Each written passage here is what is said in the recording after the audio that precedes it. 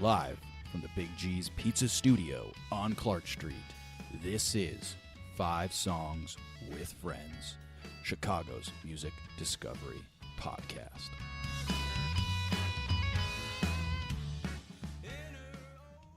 Pairdown is David Leicht and Raymond Morin, a fingerstyle guitar duo from Pittsburgh, Pennsylvania. Their songs reflect a deep well of influences, starting from the early 60s folk and rock scenes on both sides of the Atlantic, through the American primitive and private press guitar movements of the 70s to the modern independent rock era of the 80s, all the way to present. Ladies and gentlemen, I have David of the duo here. David, how you doing today, man?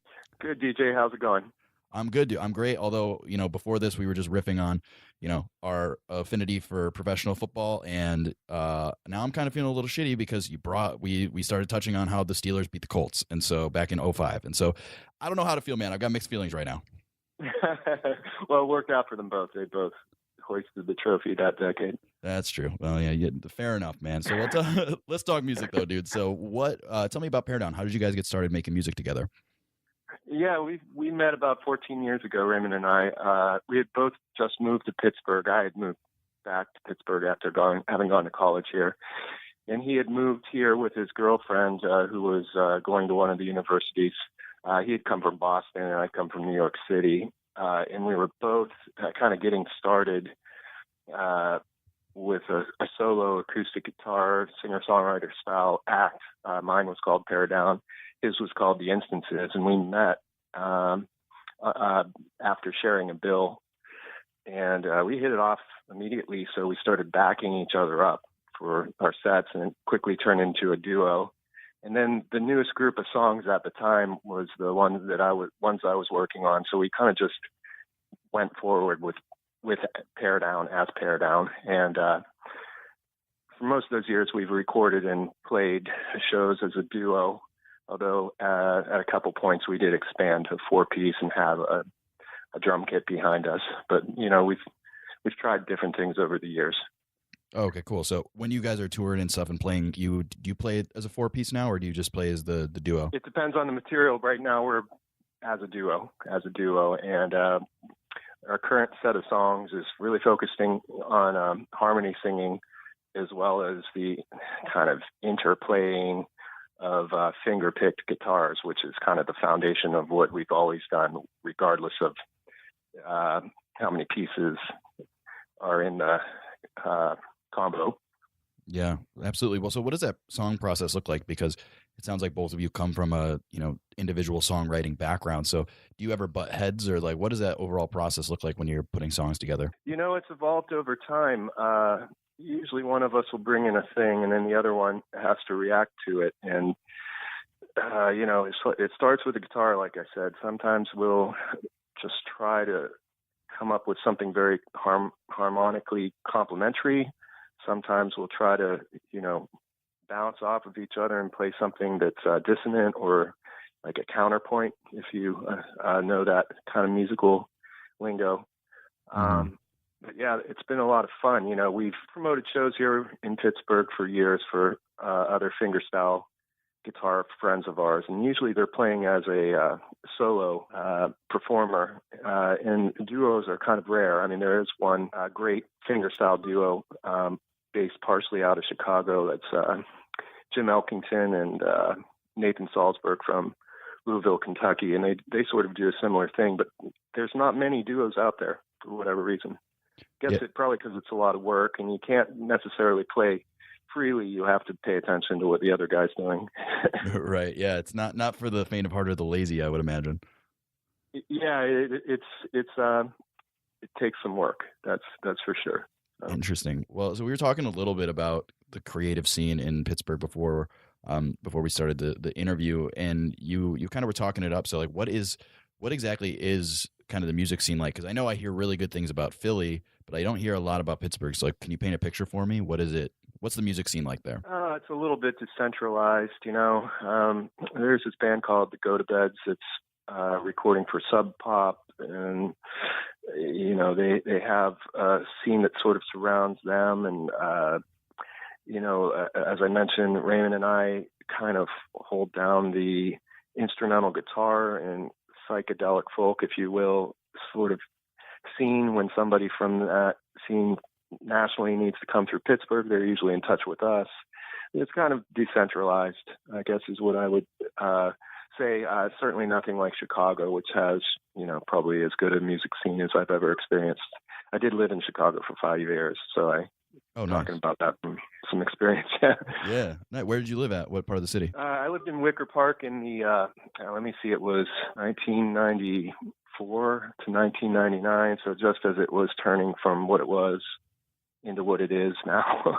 Right. That's when I was living there. Yeah, I'm sure it's like a complete and total makeover. Time. Yeah, absolutely.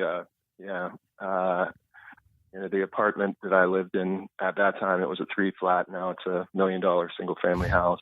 I walked past it. It probably, check out that neighborhood again when I'm in town. Just never ceases to amaze me how it transformed. Right. Yeah, absolutely. Were you there around the same time as like Alkaline Trio was coming up then? I mean, did you ever get a chance to check out any of their shows? I don't know if that's in your wheelhouse, but I mean, I think they were in the area around the same time. I that name rings a bell, but I don't recall having seen them. I used to go to Empty Bottle and Lounge Acts. I really liked the thrill jockey bands and like Tortoise and drag city bands like Gastro del Sol that were playing a lot around that time. And of course, Jesus Lizard, whenever they played a show, I made sure to get out to that.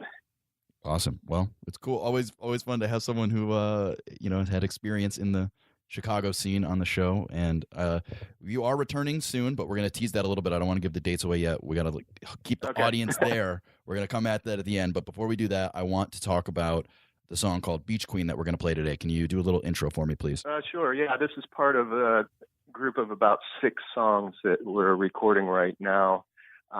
There's nothing, no reason why we're featuring this one per se. It's just the one that is closest to completion. And what you're hearing is a kind of a finished mix. It's a lot of our material is kind of upbeat and major key. This one has more of a minor feel, a little bit cryptic. I think if you listen closely to the lyrics, it's pretty self-explanatory. Expresses a little bit of frustration, which comes out of, just living in these times. So you want to spin it? Yeah, let's do it, man. This is a song called The Beech Queen by Pairdown.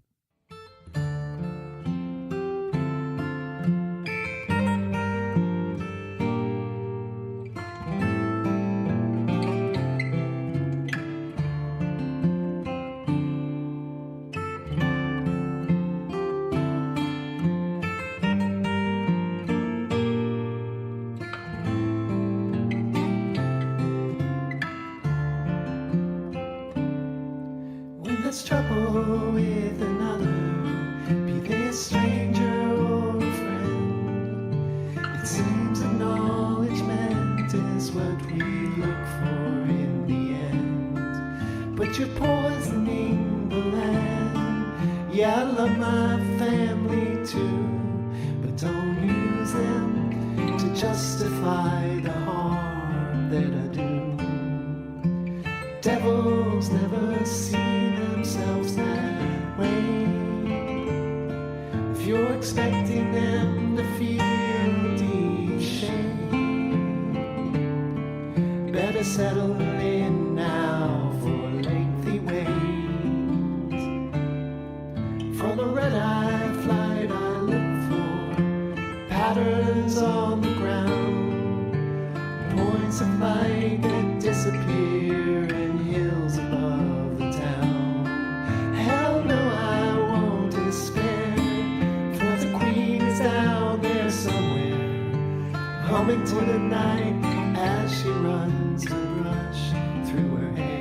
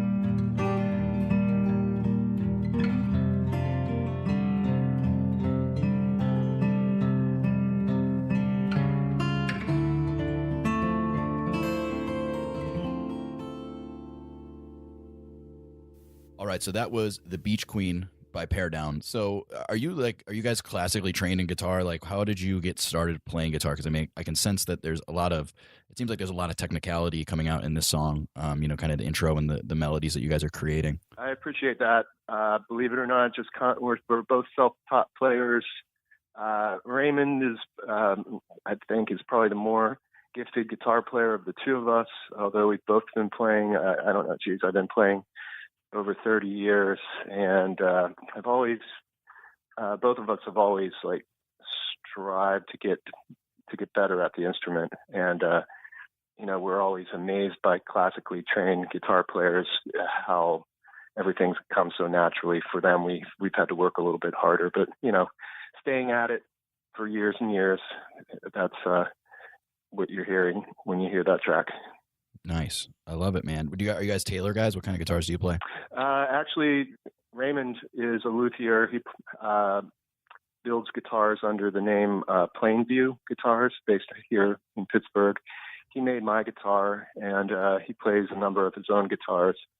And then he plays guitar currently by this guy, Kevin Kopp. I think it's from Montana or something like that, but he's a smaller luthier too. But yeah, it's spearheaded mostly by Raymond, but the love of these smaller builders, that's kind of where we go when we need an instrument. Nice. That's really interesting. I like that. So are there any other bands maybe that you guys have toured with or played with in the past, maybe in Pittsburgh, you want to give a quick shout out to that you think people should hear? Well, in Pittsburgh, there's a great banjo player in Pittsburgh named Devin Flaherty. He's very active in terms of, posting videos of him playing. We've done some recording for this record label out of State College called Deepwater Acres, and another Pittsburgh band that they've put out is called Sagas, which is Matt McDowell's sort of counter, his alias, I should say, but he makes some great music. I'd like to give a shout out to a couple of Chicago acts that are currently, out there promoting a record. One is Bill McKay. I don't know if you know him, but he's a guitar player, and he just recently put out a record on Drag City, and I think he played a release show at Hideout recently too. So if any of your listeners have an opportunity to see him and don't know what he's all about, I would definitely recommend him. Awesome. Good stuff. And so this is a Chicago podcast. You guys are on tour, or will be very soon, and you have 2 dates in Chicago in May. One is at Hideout on May 8th. The other is going to be a follow-up show at Cole's Bar up in Logan Square. These are 2 places that I love very much, and so I'm stoked to have you guys come in on May 8th and May 9th. Do you want to tell us a little bit more about the tour you guys have coming up? Any other dates, things like that? Yeah, we're going to hit Columbus. We're playing Dirty Dungarees, which is, I hear, is a very hip, fun place to catch a show. And then on the next show after that is in Pittsburgh. I believe we're in line to support Steve Gunn, which we were excited about. Awesome. Well, good stuff. Where can people stay in touch with you guys? Where's the best place for them to hear about future dates and releases? Yeah, we have a website, pairdown.net, and Pairdown is like a one-word thing. It's the PAIRDOWN .net. That's a great place. I keep that up to date as far as audio that we release always goes to stream there, and dates as soon as they're announced are posted there. And then we have a Facebook page as well, Pairdown. Perfect. Well, David, dude, thanks so much for coming on the show, man. This has been a lot of fun. All right. Thanks, DJ. Yeah. Thanks Awesome. for having me.